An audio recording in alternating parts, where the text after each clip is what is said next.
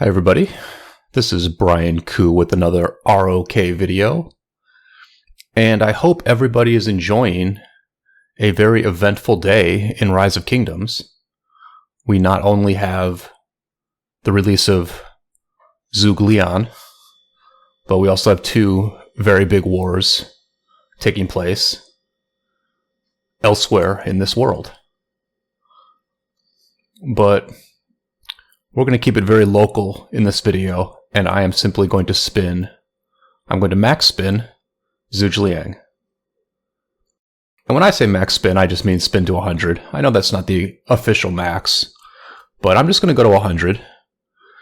And I really didn't have this plan ahead of time, but Zhuge came out, and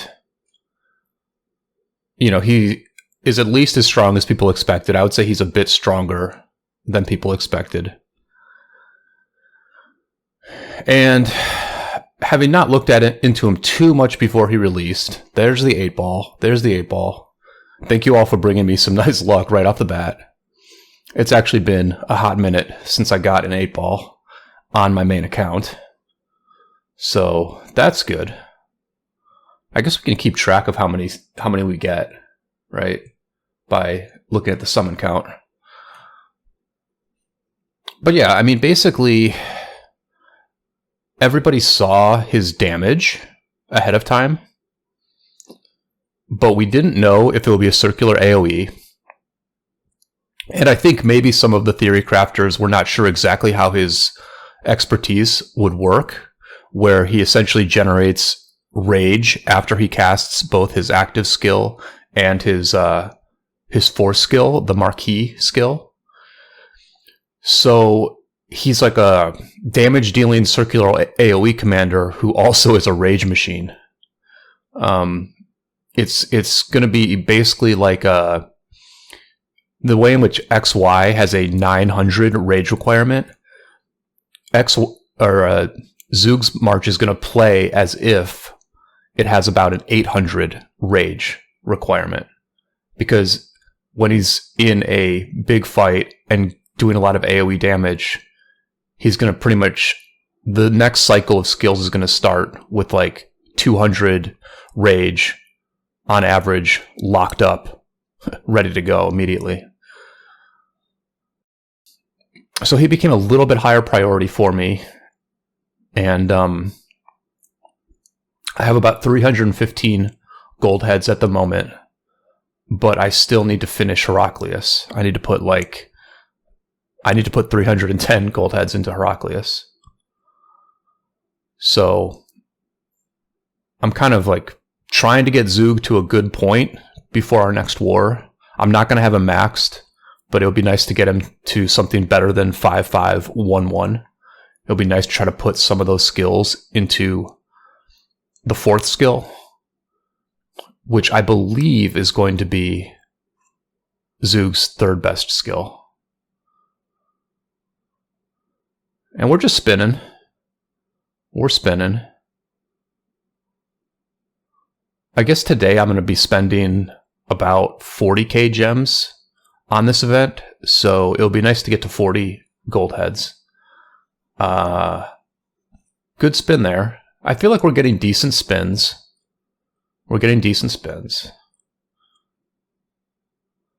I'm maybe rushing a little bit because there's only 30 minutes left in the day. And I also might be rushing because I don't want the video to be too long. But yeah, this is a fun day in ROK. We get Zhuge to come out, and it immediately gets tested out in some of the biggest wars we've seen in over a year. I'm just rolling out of bed, so I don't even know what is happening in those wars. I'll have to check it out after I make this video. But it looked like it was just early days in the 254-365 war. It looked like maybe 365 did a little bit better territory-wise in the early going. But it looks like just very early days. I think Zhuge is definitely a game changer, not only because of his power, but because of the fact that he's the biggest damage doing march in the game. This is okay to me because like you always convert these 8 hours into trainings. So like I'm actually okay with this. So Zhuge is like the biggest damage dealer, but he's also very slow and not tanky. And I think that's just going to change the game in a fundamental way, where really the correct thing to do is you go in with the Zhuge, another 8-ball, another one, great spin right there. That is a great friggin' spin. Okay. All right, we're cooking with fire today. My luck is rising to the moment of this very big day in ROK.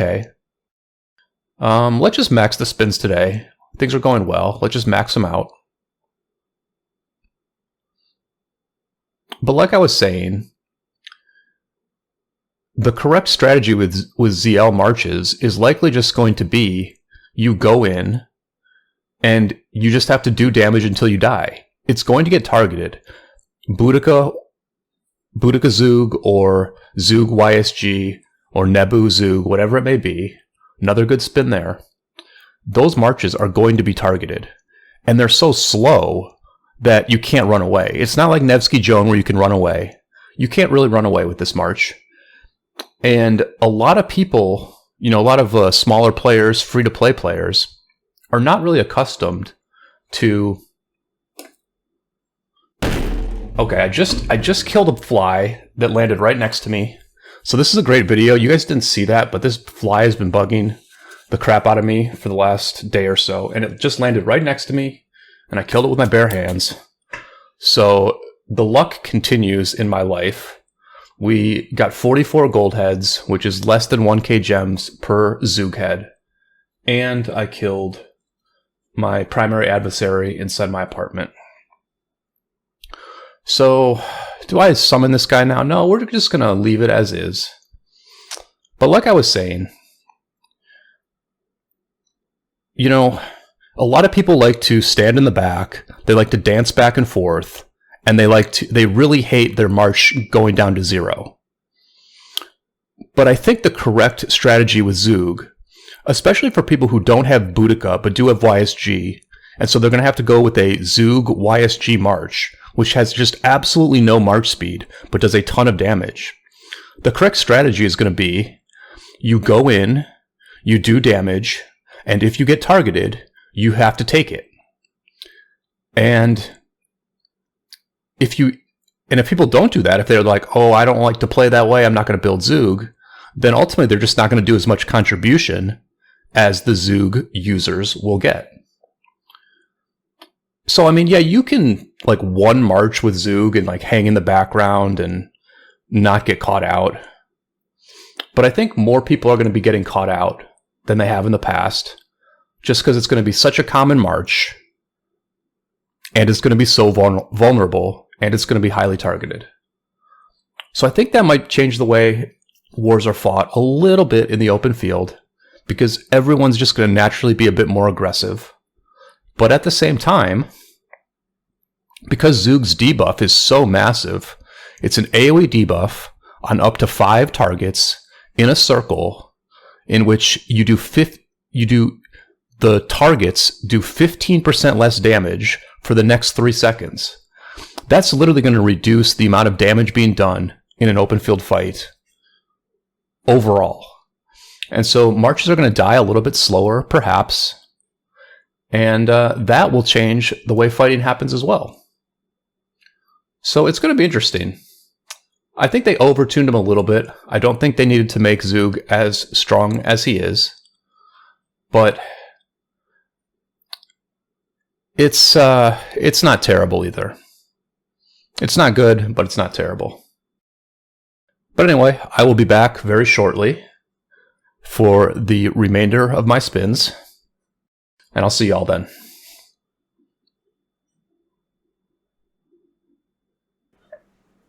Alright, so let's finish up these Zhuge Liang spins. Day 1 was good. And day 2 is off to a fantastic start. Heck yeah.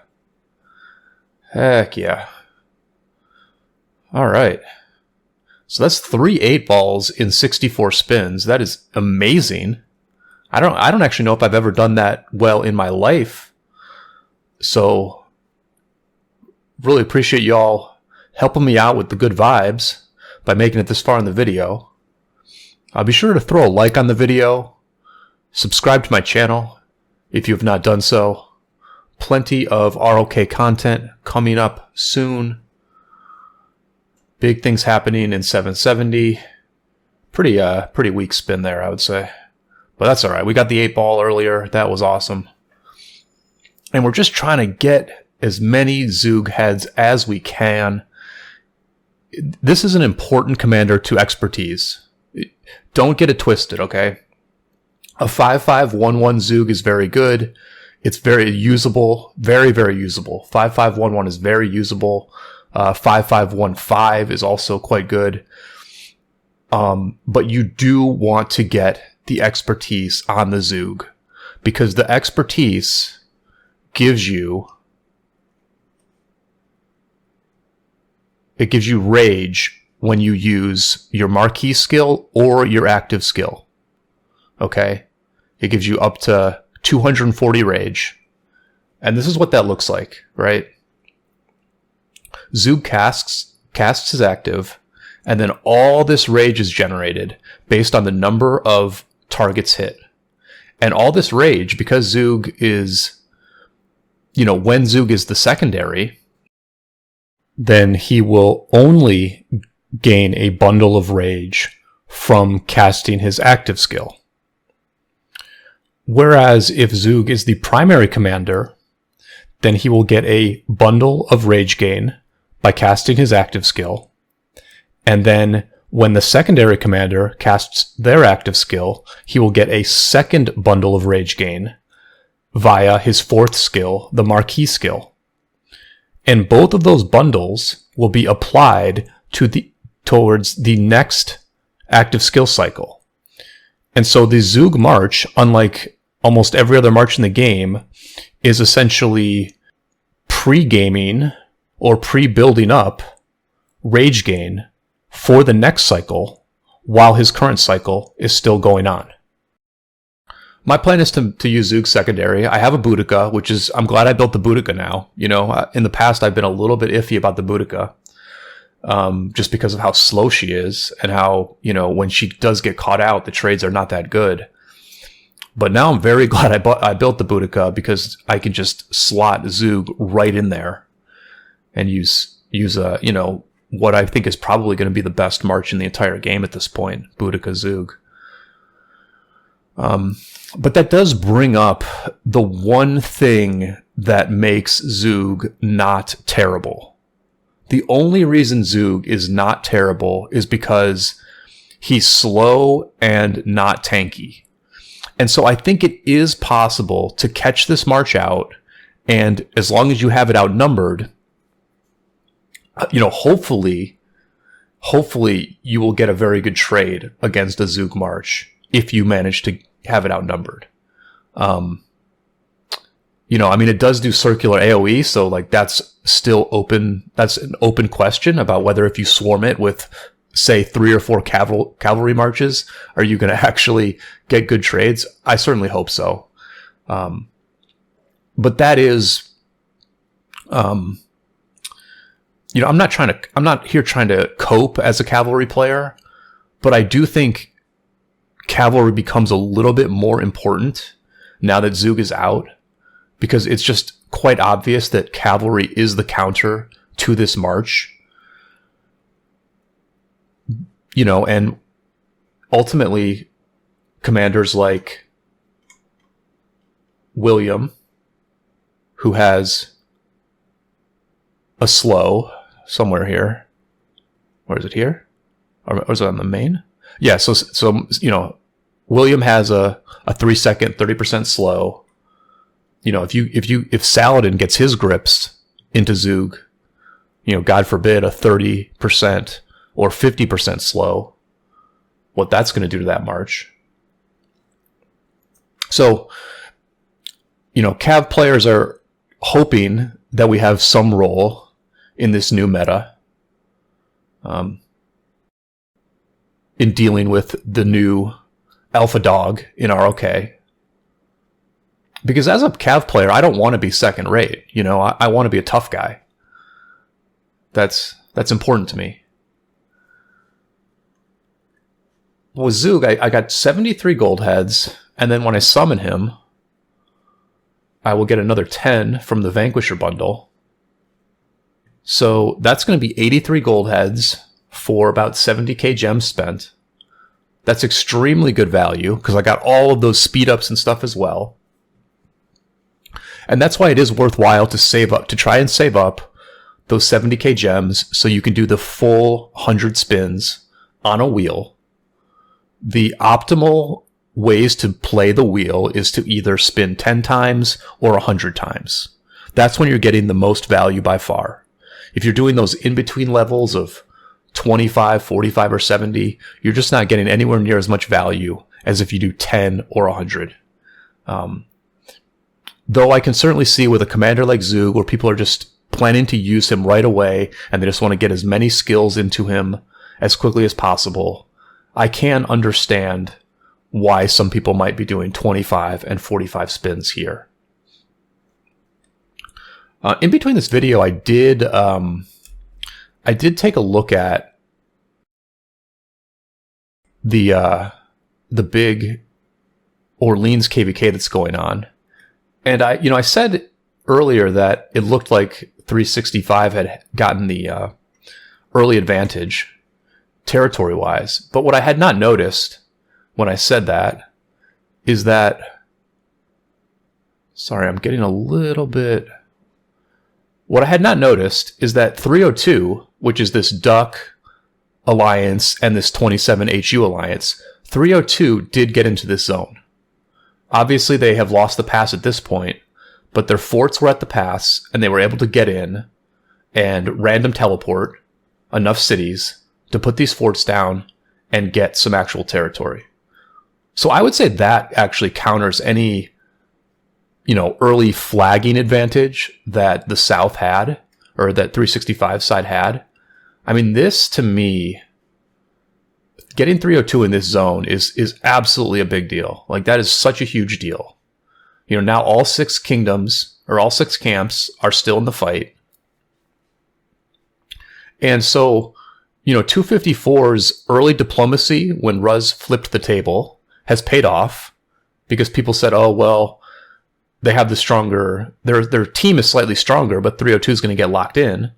But 302 is not locked in, and they are still in this war. And then 302's execution of their plan also worked out, because they got into Ile-de-France. And that does make this war much more interesting.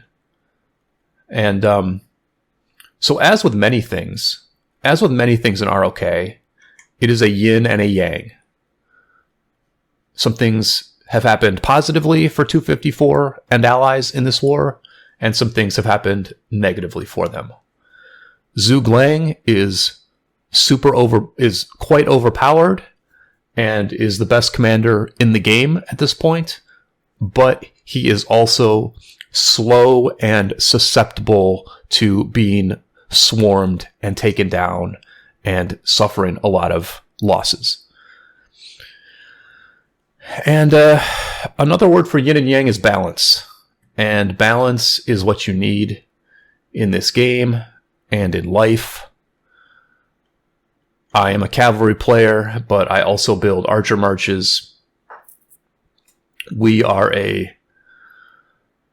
chill kingdom, but we also take certain things really seriously. And as we continuously strive for balance during this existence we have, we hope that it works out well for us. So until next time, with these very philosophical words and the gambling action of this video, I will see you all on the flip side.